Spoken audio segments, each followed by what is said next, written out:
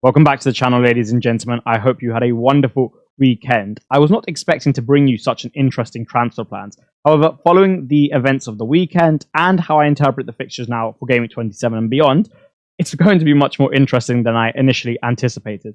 Whilst I should be doing this video in my Gryffindor robes, this hoodie will have to suffice for now, but we will of course come on to Graham Potter. We will also touch on Oliver Glasner as well as an entire Gameweek review, as well as looking at match analysis and, of course, transfer plans, which you are certainly here for in the most part. For those of you who haven't subscribed yet, someone sent me the message that after Potter 1, I should be asking for 10,000 subscribers, not 7,000, and I should be asking for 1,000 likes, not 450. So I am going to do that. If we could somehow do that, that would be absolutely magnificent, maybe before the end of March. And that is being generous. I'm giving you a whole month just to click a button, right? Without anything else needing to be said, like I said, let's hop into what will be a very interesting transfer plans. We will not, however, be starting with the Wizard. We will rather be starting with Oliver Glasner because firstly and foremost, I hold my hands up. I got it wrong. You got obviously a 20-pointer, but it wasn't just a 20-pointer. From the highlights, and I have only seen the highlights of Fulham Palace, they got absolutely played off the park, the home side, and Palace were brilliant, right? Mateta was a huge threat. Obviously, Munoz took his goal very well, but more so just they negated the difference in physicality and also in terms of like the technical performance, if you would like to phrase it like that, it was superb. So yeah, I hold my hands up and I got it wrong on that part. However, thankfully, I didn't get it wrong overall. Okay, maybe by 1 point, but Graham Potter did indeed come to the rescue, and we'll move on to what he did and what his team did in the match analysis section. But yeah, it was probably my favorite game of the season. Watching it, I felt like the biggest West Ham fan on the planet at the time, and yeah, it was just a really, really fun watch. And it's why I thought in the first place that the Assistant Manager chip was a good introduction to the game, not just for the fact that it produced a different line of content, a different line of thinking, it increased the upside, it increased the skill gap, but also you would genuinely just get more enjoyment out of being able to back a team that you never would really be able to back, certainly in this fashion, especially because we normally associate ourselves with backing players. So yeah, it was a lot of fun, and I'll come on to them in the West Ham section. If any of you guys went for Oliver Glasner, Vitor Pereira, or Graham Potter, congratulations to yourselves, because that was a huge, huge, huge swing, especially given some of the other scores elsewhere. Moving on to the rest of the team, who certainly did not perform as well, or at least it appears that way. Jordan Pickford with a 1-pointer. Now, Saturday morning and early Saturday afternoon, I very much felt like this 6 points was in the bag. I was watching the game. It felt very comfortable. I don't think we had a shot on target. I think it was like 0.04 XG. And yet, not only does he lose his clean sheet, but loses an additional point. The Bruno Fernandes free kick is an interesting one. You're not really ever meant to get beat keeper side. On the other hand, it's a very good free kick. But yeah, I personally think Pickford had a little bit better positioning and would have allowed him to save it. But nonetheless, good technique, very good technique on the free kick. And then the second goal is what it is, right? Those type of goals happen in the game. Like I said, still very happy with him going forward. Could have been a very different story for himself. 6 points this week, maybe a haul last week. Close to both, but not to be in, and that's okay. We will move on. Like I said, there's really not much to discuss about him. He's absolutely not getting sold this week. Nothing to discuss there. Even though Graham Potter produced such heroics, I was only on a 3-point green arrow, and I actually finished on a 3-point green arrow, or 4-point green arrow anyway. And as such, going into Sunday, I was very much looking at Lewis Hall to hopefully get myself a clean sheet. And by doing that also means that it was really a double-edged sword because I don't own Chris Wood, right? He didn't. He got 9 points, however, which is better than the 6 I was hoping for. And in essence, it was the same thing, right? Because Wood gets 5, Hall gets 9, and the difference is 4. So that was certainly helpful for my rank. At one point, I thought I was getting a 13-pointer from himself, but the second quote-unquote assist was taken away from him. Now, I know I tweeted it was an assist. It was kind of just a push for them to give it to him, but if I'm being completely honest, after I watched it back like a couple of times, I don't actually think it was an assist. I'm not too bothered about that one. The Pickford one, a couple of weeks ago, I still think I should have got that. One other one we'll discuss this week, but yeah, Lewis Hall was really good today. Obviously, they didn't come close to keeping a clean sheet considering the game was 4-3, but get a 9-pointer, especially with what Munoz did earlier in the game week, was huge, and especially considering like Trent kept it clean, Wood returned, people had the Mbeumo haul, so there's just a lot of points I missed out on, hence why it's just a small green arrow up to 22k. Gabriel, I've never been so happy that he blanked. Didn't really look like scoring. This is one thing I spoke about as well. West Ham, very good in the air, so I didn't think set pieces were going to be a particularly big deal. Yeah, in another life, I could have benched him for Konate, but especially when I had Foden playing, that just wasn't an option. Even though I didn't have Foden playing, I still don't think I would have done that, just as a form of downside protection. And Gabriel has upside available to himself, but nonetheless, like no complaints there. Moving on to Konate, I personally didn't expect them to keep a clean sheet at the Etihad, but they did, and they did so with relative ease. And we'll come on to the match analysis for that section. So if you went there and you got your Trent, you got your Alisson, you got your Konate points, good on you. Robinson was probably the biggest letdown in this team because obviously a lot of people went Glasner, and then yours and Mateta. If he did well, it would have been like, again, a double-edged sword and a huge one at that. But it wasn't to be, and that's okay. He hasn't treated me so well. I want to bench him a few times. He's got assists when I started him. He's blank. But nonetheless, he's got to keep playing as of now, just given how many free transfers I've got. And the landscape is not the most brilliant set of returns from my defense, but thankfully, Lewis Hall made it a lot better today. I can always count on him, can't I? It was really interesting. If I had a captain that hadn't played and everyone else's captain had scored 14 or 30 points, well, not everyone else's, but everyone else's that had played, normally you're like a little bit, I probably lost. But genuinely, I was so calm, so confident that he would produce the goods. In fact, I had an expectation, and the strongest expectation, that he would outscore them, not just match Brian Mbeumo. He ends up matching Brian Mbeumo. And like, for the guys who went there, at least you didn't get punished in that sense. But he just is the best player in the league at the moment. There is no debate about it. He is at the peak of his powers compared to what he has been in the past. And I could just rattle off superlative after superlative after superlative. Yeah, he's just the best, and we can leave it as that. Just so sharp in the game, and we'll talk about him more in the match analysis section. And we'll obviously talk about him a lot tomorrow in the section where we have to discuss captaincy. But overall, just brilliant from himself. When it comes to the rest of the midfield, nowhere near as brilliant. I mean, Phil Foden obviously had a disallowed assist because Marmoush was offside, but he was quite far offside. I thought he looked threatening in the first 10 to 15 minutes, and I thought the soft signs were there for him to get a return and potentially get ones in the future, especially if he's continue playing his false nine role, but it wasn't to be today, and I thought he had a real lack of support from those around him, and I think they played particularly well. I thought he was all right. Rodgers, right-hand side Rodgers, again, didn't really work, didn't even get close to a return. There are a few balls where I thought his positional understanding, had he been on the left side, would have resulted in him getting a goal, but because this was things that happened for him on the right side, I don't think he quite understands maybe the position as well, just because his strengths lie on the left, and thus like you increase your confidence. I think you're more present in the game as a result. The reason I bring that up is there were a couple balls played across the box and at the back post. You really want your right-sided player to be there, and he was just maybe like 10 yards off it. So on another day, he gets a return, but not to be. Lack of open play threat because of this right-hand side nature as well. Hopefully Emery shifts it, but I'm not sure he will, especially with Rashford on the left and his willingness to play Asensio in the middle. So yeah, he's getting benched next game week or sold, as you will see. Dango had one shot pretty much from what I saw, but that's about it. Obviously far more difficult given they went down to 10 men. If you went Vitor Pereira, congratulations to yourself. And yeah, he is an interesting one to discuss as well because Van Nistelrooy's back, and I just have a little bit of an off feeling about the Brighton game. So we will discuss that in transfer plans. And then considering Cole Palmer actually blanked, I felt a little bit annoyed.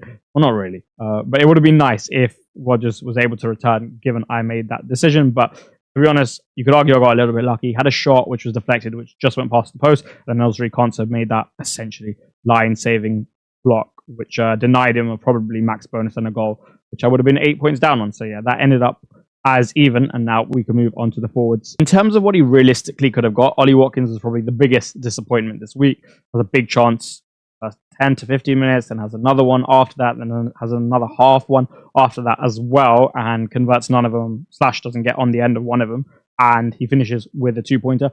I'm also a little bit happy though, however, that he got hooked at 75 because there's such a tight turnaround and his fitness state hasn't been brilliant this season. It just shows me that, yeah, he'll start against Palace, but also be a little bit better rested for that game as well, because Rodgers had a bit of a limp and a knock, but it wasn't so much the case for Watkins. I think it was more just either like general fatigue or wanted to bring Marlon on. So quite happy to hold him, I think, but we'll come on to that in the next section. Isaac, absolutely brilliant. Could have had more, could have had another one in the first half, but yeah, really good. Also super unselfish as well. I don't think he gets given credit for like a very good teammate to have, very selfless in that sense, will pass you, will find you in good positions, and not all number 9s would. So yeah, another 13-pointer, quite happy I didn't sell him for Watkins a couple game weeks ago, and yeah, continues doing the business, albeit he might be on the chopping block as well. And then Wissa says 8 points there. Arguably it should say 12 with another assist and an extra bonus point, but it appears that it's not to be, and that's okay. Considering how it started, I was like, oh, I could really get a haul here and outscore Brian Mbeumo, but very quickly he made sure that wasn't the case. But still, to get an 8-pointer from your 6 million or so forward asset, especially when like Chris Wood finally didn't score, it feels pretty good, and I was quite happy with that.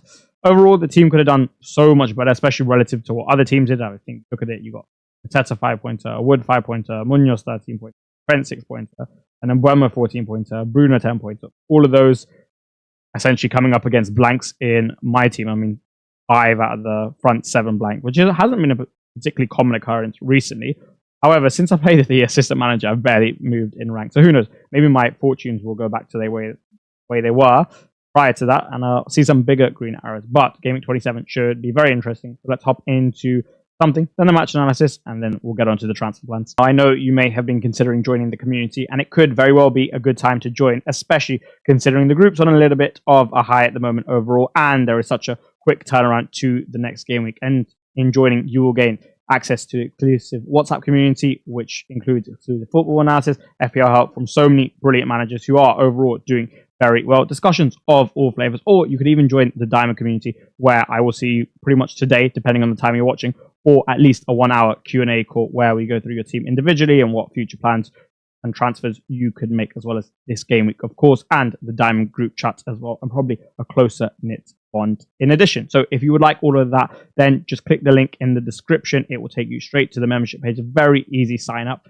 and I look very much forward to seeing you in there. There is only one game that I can really start with in this section. That is, of course, Arsenal versus West Ham. Not only am I delighted with the outcome, but more so the analysis coming to fruition as well. Many parts of that analysis came to fruition within the game, and it panned out very much as I thought it would. So that was certainly enjoyable to watch. To a man, West Ham were absolutely brilliant. They worked their socks off, every single one of them. And even on the technical side, in terms of execution, their actions, they were very good. Could they have been a bit better? And Potter spoke about this as well. Yeah, they could have been a little bit better in that sense. For example, like there was one time where Scholes, who was very good on the day, I thought he should have jumped. And there was another time where he could have jumped out just to close down a certain player. And if not, like they could have got hurt. And they nearly did get hurt. But nonetheless, like overall, technically on that side, they were absolutely brilliant.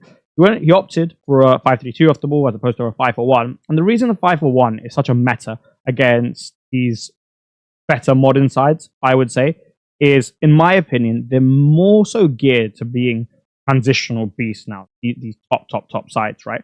So they may lack certain weapons to disrupt these more deeper compact blocks. And what a 5-4-1 gives you over a 5-3-2 is having 4 in the middle, reduce the workload for each and every single one of them, which means that when they do and are required to work or engage in a very intense action, for example, like a duel, but which is like 5 yards away from themselves, which they have to take themselves to, they have a little bit more in the tank to do that. And also just in terms of the spacing and the numbers you have, if the opposition are going and utilizing switches, which they should, whether that be short or long switches, well, all of a sudden you have a player placed there and it's easier for you to stay in shape, but also goes down the opposition as well, right? And that's the main thing. And the reason I think these formations are working so well is it requires a better set of weapons and a better player in terms of his skill set when it's aligned with breaking down lower blocks, as opposed to a back 4. And they're not really geared to that at the moment, the top side. I feel like they're more geared to being transitional monsters, as I expressed. So I was slightly surprised that he went for a 5-3-2, not so much the back 5 as I discussed that.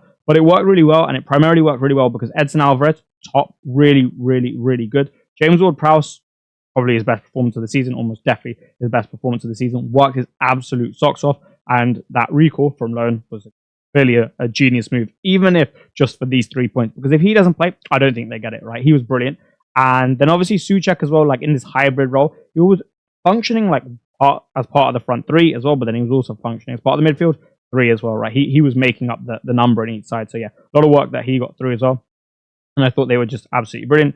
As I discussed earlier, Scholes overall, really good. I thought dueling capacity that he showed was really good in the amount of duels he engaged in, when and timing of them. Todibo as well, I was actually really surprised at what I saw. I didn't quite realize he boasted such an impressive physical profile. And it makes not a lot of sense that he isn't playing in a side who struggle with defensive transitions because of their lack of a particular physical profile at 6, and then you bench him like so regularly. Now, I know he had a spat with Lopetegui. I feel like he has to be in the side if you're going to play back 4. Like him and Kilman, undoubtedly your centre-back duo over Kilman and Mavropanos. Aaron Wan-Bissaka's wide threat is obviously where the goal came from, and we discussed this. I mean, I think he's far more competent on the ball than people give him credit for. I think he suffers from what's called on X, at least aesthetic bias, call it subconscious programming by that name, because I think it encapsulates what it is slightly better, but nonetheless, really good on the ball. And not just once, but a couple times. Put in a cross, I think, for Souček, which went wide. Put in a nice cutback for BOWEN, which on another day he does better with, and he scores earlier on. But nonetheless, really, really good going forward. And 1v1, no one got any change out of him. And why would they? As we discussed, it is so difficult to do so. And he may have got man of the match, but for me, my man of the match, Mohamed Kudus. Absolutely unbelievable. One of my favorite performances of the season. And it was exactly what we've spoken about. Him functioning as an inside forward means that just given his general positioning on the pitch, he's going to allow you well, he's going to let himself at least receive the ball in certain areas where he can go and carry. And that carrying is so important. It is such a brilliant way to relieve pressure. It is such a brilliant way to get yourself up the pitch. And he doesn't lose the ball. And even when he's under immense pressure, not just in terms of numbers, but people like getting on his back, for example, there was one time where he had the ball in the midfield. Rice was pressing him very intensely. He basically turned his back to him, shrugged Rice off a bit, rode the next challenge, and then got the pass off. And he did that type of stuff so much, and he got his team up the pitch. And just the sheer skill he showed as well. Just top performance, right? Absolutely top performance. Probably should have played Evan Ferguson in like the 95th minute and should have killed the game at 2-0. Nonetheless, just absolutely brilliant. And then it's also the execution of those attacking actions, the wide variety of weapons he's got, and the level at which he can perform this. It's unbelievable. Someone who doesn't get the mention there is the goal scorer, and that's Jarrod Bowen. It's just, I feel like it's I'm just used to it from him, so maybe that's why I didn't put him in there. But again, really, really good performance and looked threatening. On another day, he actually has a hat trick. Like on another day, that the chance he has in the first half, he doesn't put it wide. And on another day, the chance that Cresswell whips into the box, he gets on the end on it and he walks away with a hat trick. But a very well taken header. And if I wanted anyone in that West Ham team to be in that position, it would certainly be him. So yeah, Mr. West Ham, absolutely top again. And that isn't to not say that, like, for example, Kilman or Areola, everyone was really good. But those guys certainly deserved a little bit more of a mention. In terms of Arsenal, same problems, I would say. I mean, it's difficult to blame one source, right? Because I don't think some of the players are stepping up to it. I thought Arteta made some mistakes. For example, I don't know if Rice went off for an injury-based reason. If he didn't, I personally think it was a mistake. Yeah, and even if he did, then I don't think he needed to make the substitutions which he had. One thing that I'm very big on is when you're breaking down deeper blocks, I don't think it's so much just about the footballing side of things in terms of like what you do with your feet or what you do with your body. I think a lot of it's mental. I think it requires a certain temperament to know that someone's going to sit there in front of you and it's going to be very difficult to break them down. And it requires a certain patience, right? And it requires a certain belief and faith in the idea and what you're trying to execute and what you've been coached on. And I think introducing players like Zinchenko, who lack rhythm simply due to a lack of game time and haven't really been on the pitch, it makes it very difficult for them to get a feel for this type of game and then execute on that faith, on that belief in the idea, and be as patient as maybe others can be because they've got that more trust in themselves to complete certain types of actions and for certain situations to almost manifest themselves, resulting in what you're doing. Yeah, I think a lot of like breaking down deeper blocks is actually mental on that side of things. And as such, I think bringing on Zinchenko didn't really help. Also, in terms of his physical profile, like West Ham was such a big side, and I spoke about like Arsenal set pieces not being too big of a deal against them because they are so good in the air and they are so big. And then having Odegaard and Zinchenko functioning as eights against like a set of very impressive physical profiles in this sense when they're deep, personally, not for me. Also, the level of physicality as opposed to the profiles. And then, yeah, I would say it's Arteta's fault the least, however, because obviously, like, he hasn't got the best players available to him, right? He hasn't got Kai, he hasn't got Saka, he hasn't got Martinelli, he hasn't got Jesus, but also the board didn't recruit. I would say it was more so their fault than the players and then probably Arteta. Albeit I thought he could have had a slightly better game. Yeah, that's about it. What I would say, actually, just before we end, I think Sterling should have started the game and he should have started Trossard, a false nine. Personally, I don't think this is a Mourinho 9 type of game. I think when you have 3 centre-backs occupying him, can't really leverage his physicality. And I think having Trossard just in and around there, someone to get like that snappy type of shot off, and also letting Sterling just have a run of games regardless of how he plays, right? They've got injuries. They need him, right? They don't have the depth without him. They need him to come good. So you have to give him a little bit more trust. And to be honest, I think he's more likely to get the better of Wan-Bissaka than anyone else, even though it's still quite unlikely, yeah. So for me, I think they could have used that as well. But apart from that, not too much else to say. I've already expressed how I don't like Rice's usage against deep blocks, like the way that Arteta uses him. And even when I thought was absolutely fine. So yeah, the standout thing for me this game potentially was Mohamed Salah, but if not, it was Liverpool's in-game adaptability. Yet again, Arnie's shot, and Liverpool showed it, particularly in the first half. I thought the second half was a bit boring, to be honest, and not too much happened. But I thought in the first half it was really impressive. Before we get on to them, however, though, I kind of disagree with the general consensus, the mainstream view surrounding this game. And it says in the last paragraph, I didn't actually think City were that bad. I think, right, like, if you really made me to, I could make the argument that actually in the first half, City might have even been better than Liverpool. Liverpool just took their moments better, and they were more threatening in those moments. But honestly, City were absolutely fine in this game, I thought, at least in the first half. Yeah, sure, they lacked a punch in the second half, and they did. But overall, I thought they were okay, and we'll come on to them in a bit. But what did I like so much about Liverpool in the first half in terms of their adaptability? Well, naturally, they start with their 4-2-4 press, but it wasn't really working because you have Foden false 9, which they probably didn't account for. I certainly didn't account for. I thought it would be De Bruyne at left 8, Foden right 8, Marmoush up top, but it wasn't. It was Foden in a false 9 up top, and he would pull, and he would essentially just be available in space. And I don't think that's a particularly good thing, and neither did Darnay Slot. So what did he do? Well, one, he made a switch to almost like a 4-3-3, like hybrid 4-3-3, where he also did this in the reverse fixture for different reasons. He did this in the reverse fixture for the reason that Rico Lewis was inverting to midfield, and they had numerical superiority there. So to counter that, he tucked Diaz in. But this time he tucked Diaz in so that McAllister and Gravenberch could take up different positions and could essentially screen the pass into Foden whilst also protecting against De Bruyne. And I thought that was a really good solution. And also what he did for a little bit, which I didn't think was maybe as good of a solution, just a bit more risky if Marmoush, who's functioning as a runner from that left half space, just wants to make that run and gets the better of Konate, is he got Van Dijk to follow Foden all the way into the midfield, making like a 3-3-4. But I thought overall, the pressing structure in terms of shift, very, very, very good. And then it was the usual story for Liverpool, just so dangerous in transitions and on that right side. And why wouldn't you be, right, when you have the best player in the league? I mean, he is just so good. There's always the release on because you can just use Trent's range and passing ability to get the ball into him, whether it be ball to feet, ball to chest, and then he controls it with his brilliant hold-up strength or ball in behind. And they did utilize basically all of that. And yeah, he just really, really hurt them because he can hurt anyone in that sense. And look where the second goal comes from. They had other chances like that as well. There was one, for example, where the move started like that. Salah pulled it back, or pulled it around the corner for Trent, and then he went across the 6-yard box. But really, if he cuts it back, it was 2-0 Liverpool or 3-0 Liverpool from that point. That was really good.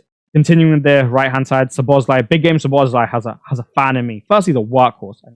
So useful in the pressing department. Secondly, he's very selfless. He doesn't necessarily just go for the shot in the same way other players would. He's always looking for Salah. He always looks for Salah. One thing I've spoken about with Chelsea, for example, is these guys don't pass the ball to Cole Palmer enough, but he will never do that. He always looks for Salah. And I think Salah having a facilitator like that is very important. You can't just put a bunch of people in the team who all want to be the superstar or who can all be the superstar in a moment. You need someone to almost swallow their pride a little bit and be that type of facilitator. And he is. He absolutely is in that sense with his work off the ball and his looking out for Salah. So I think that's great. He's got carrying in abundance as a skill set. Such a powerful carrier, such a powerful runner. Again, in transition, so useful given the makeup of the league. Got ball striking as well. I mean, I didn't think you particularly saw it on display for the goal, but nonetheless, it was well taken. And I say Marmoush runner-like tendencies because when he's functioning in this dual 10 role, he has ability to break beyond the last time as a runner. So he's just got a lot in the locker, and I really like him, and I think he's getting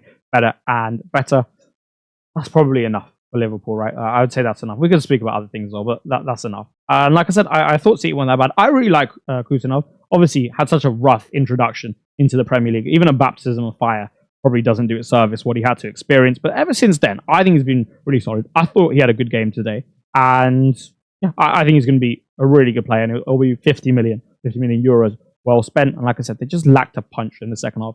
You may be surprised at my solution. You probably won't agree with it. Personally, I think Grealish false 9 would have worked better than, well, not necessarily better than the Foden false 9 in the first half, but it would have worked better than what anything else did in the second half. I think what you would have been able to have is someone else who can drop deep and carry in the middle if you can never turn and not have his back towards goal. Foden is competent enough to occupy that false 9 space. So is Marmoush. So you basically could have had those three in a more fluid rotation. You would have had a better carry in there. You would have also had someone who's actually very strong on the ball. So even if you wanted to put it into him, you could maybe bounce off him. I know it's not his usual role, but I think against such an athletic centre-back pairing, you cannot just have the standard type of striker who wants to exploit them with movement and space and behind. I think you needed something a little bit different, and I think City needed that in the second half. So yeah, that would have been my personal solution. I've just touched on that on the surface. There's more to it, but yeah, that was just my solution if you were wondering. And like I said, we could go into the reason that I didn't think City were that bad. Maybe we'll talk about it a bit in everything you need to know when it comes to City assets and Marmoush. But for now, I think that's okay. Not as much detail on this analysis as the last two games, but just some thoughts. I've said it so many times, but this United structure makes things so difficult, especially in terms of the lack of connectivity between the players and the network, because the distances between them, first of all, I don't particularly like it, right? They're so big.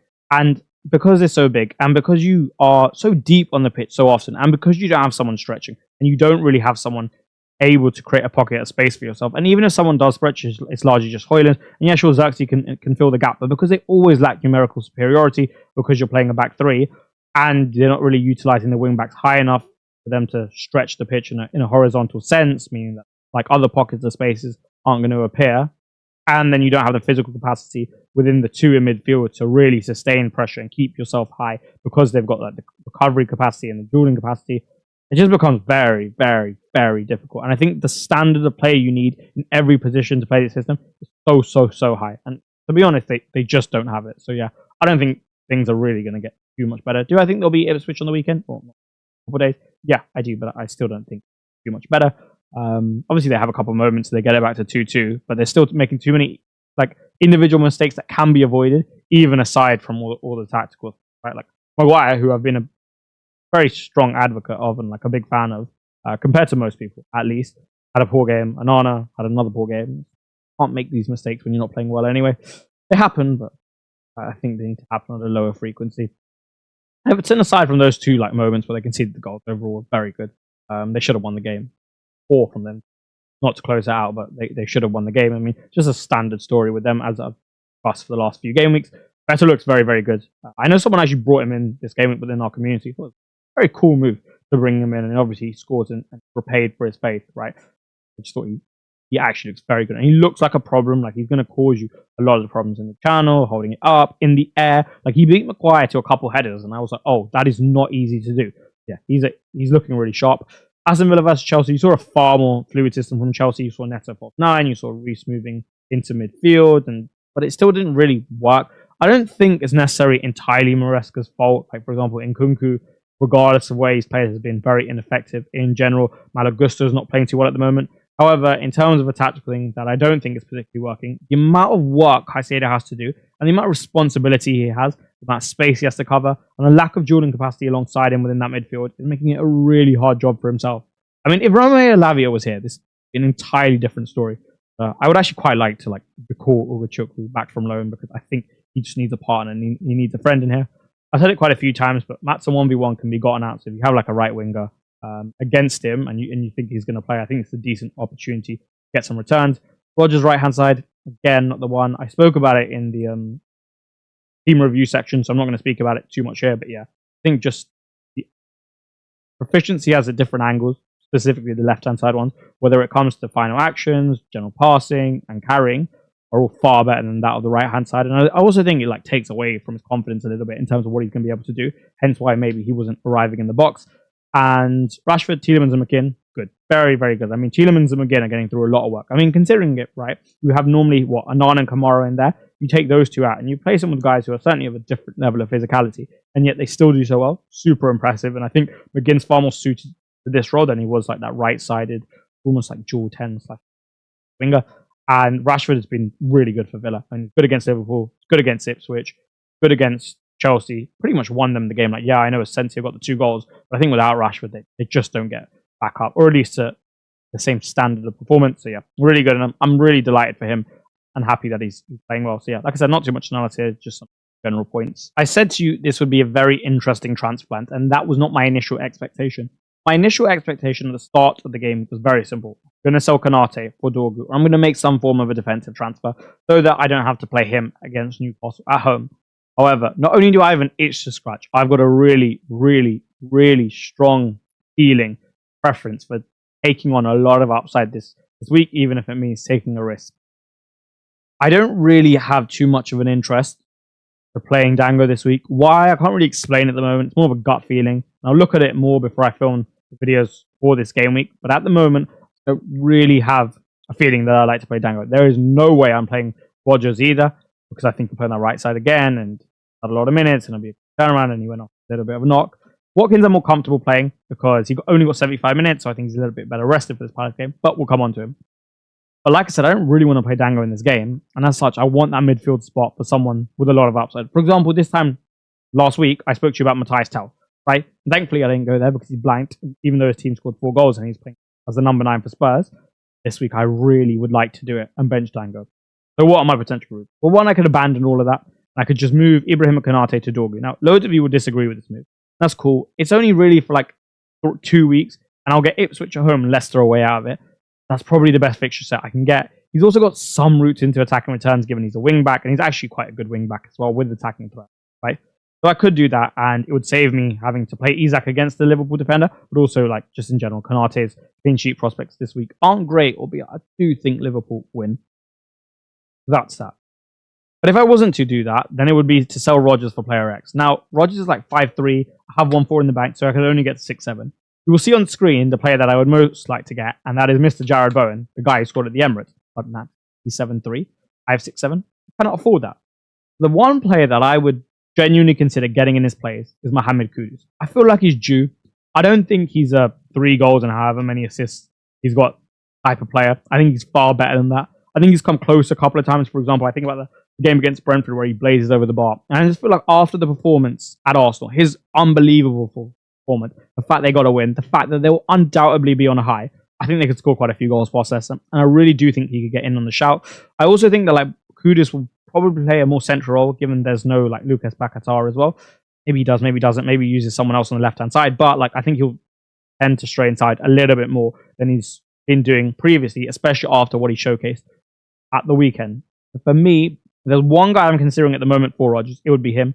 Obviously, it's a bit of a risky play because, for example, Bowen will have penalties with Paquetá out, even though he's not out for too long, and just in general, he's more of a goal threat. But at the moment, without having done too much analysis, and I'll think about it a bit more, Mohamed Kudus is currently my preference. If I wasn't to do that, however, I could get 2 players that I'd really like. One, Jared Bowen, like I just spoke about. And the way I'd get the funds is by selling either Isak or Watkins for Marmoush. Now, if there was no hit associated with that, this is already done. Like there would not be a discussion. I would be doing this move absolutely, right? It's just for a hit. Like a hit is the equivalent of 1 forward goal. It's quite a big sacrifice to make. I'd have to be quite confident that not only Marmoush goes and outscores one of the forwards by 4 points, but also Bowen outscores Kudus by a significant margin for me to do this. Otherwise, it becomes quite ridiculous, right? Like if Kudus and Bowen are going to do about the same, then I might as well start with a 4-point gain on Isak and Watkins. Initially, I was quite anti-selling Isak because obviously I lose a lot of value in him and I'd want him straight back for 30. And I'm just toying with the idea of like taking the 0.5 drop just to open myself up to a bit more upside because I really do prefer the forwards as opposed to the midfielders for Gameweek 29, including Matthias Cunha in particular. Obviously, Chris Wood is there. Doing this would not entirely block. No, it wouldn't block me out of Haaland if I was willing to sell like Isak or Watkins. Let's say I sold Watkins for Marmoush, then it wouldn't block me out of Haaland because I could go and get Haaland down the line for Isak. But I already have Foden, so will I would triple up on City's attack for the Brighton game? No, definitely not. So if I am to get Marmoush, I'm basically saying to myself I won't have Erling Haaland, who will be the popular captain choice in Game Week 29, or I take a hit from Marmoush to Haaland, which doesn't seem the most intelligent thing, right? So these are all thoughts I'm having. In terms of selling Watkins, I think he could do okay away at Palace. I think like he still looked relatively sharp enough just on another day. It comes off for him. And with Isak, I personally think Liverpool do a bit of a job on them, and they do quite well at Anfield. And then it's West Ham away. And obviously, you know how I feel about West Ham in big games, right? I am toying with the idea of making this move. Going back to player X, if not Kudus, I could go Bowen. I could go Neto. Obviously, Southampton at home, Leicester at home. You can't really get any better than that, right? Like, you actually can't. You could, but very unlikely. However, he just doesn't score a lot of goals and doesn't really fill me with confidence. I also don't like his like shooting mechanics. I think they're not a million miles away from Jackson. I don't think it's like strikers finishing legs, which we can come on to in everything as well. And as such, I just don't feel particularly comfortable going there, even if he is to play false 9. So these are my current thoughts. If I had to choose one right now, I think I'm getting Kudus because I've got a good feeling about him and I don't really fancy taking the hit, but it's there because, like I said, I really have a preference for being very aggressive this game week because I just see it to be an opportunity. And that's about it for this video. And that is all she wrote for this video, ladies and gentlemen. If the Graham Potter's success does not deserve a like and a subscribe, then I'm not quite sure what does. So I would be very appreciative if you could press those 2 buttons in particular.